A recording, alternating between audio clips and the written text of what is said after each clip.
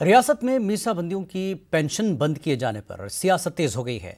लोकतंत्र सेनानी संघ और बीजेपी इस मामले पर सवाल उठा रही है। देखिए रिपोर्ट।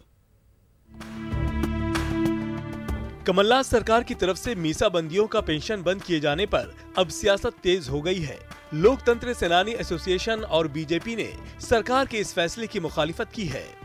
जहां लोकतंत्र सेनानी एसोसिएशन इस मामले को आगे ले जाना चाहती है, तो वहीं बीजेपी लीडर तपन भौमिक मीसाबंदियों के घर जाकर उन्हें एकजुट कर रहे हैं। वर्तमान जो मुख्यमंत्री है, उन्होंने कहा कि मीसाबंदी जो है बहुत खाते पीते घर के हैं और फर्जी लोग हैं, इसलिए हम इसकी जांच कराएंगे। तो जांच यहीं से आप शुरू करिए शरद जी। ये आपको बहुत बड़ा अमीर का घर दिख रहा है जो कबाड़ के अंदर रह रहा है, पैरालिसिस अटैक हो गया है, 8 साल से बिस्तर पे पड़ा हुआ है ये आदमी। इसको अगर हमारे पूर्व मुख्यमंत्री यशस्वी शिवराज सिंह जी चौहान ने अगर इनको पेंशन दिया तो कौन सा बड़ा पाप कर दिया।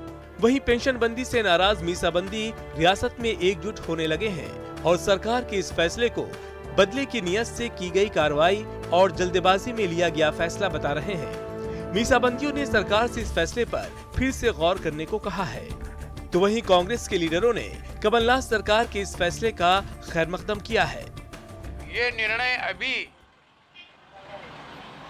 विधानसभा में इसको पारित किया जाना है, इसलिए ये निर्णय अभी प्रीमेच्योर है।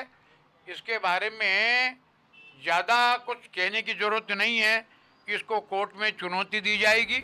न ये पेंशन थी, न ये कोई बोनस था, ये एक सम्मान निधि थी। अगर सम्मान निधि को इन्होंने खारिज कर दिया, जैसा मैं समाचार पत्रों में और इलेक्ट्रॉनिक मीडिया में देख रहा हूँ। रियासत में कड़ाके की सर्दी के बीच मीसाबंदियों की पेंशन बंद होने से सियासी पारा काफी गर्म हो गया है।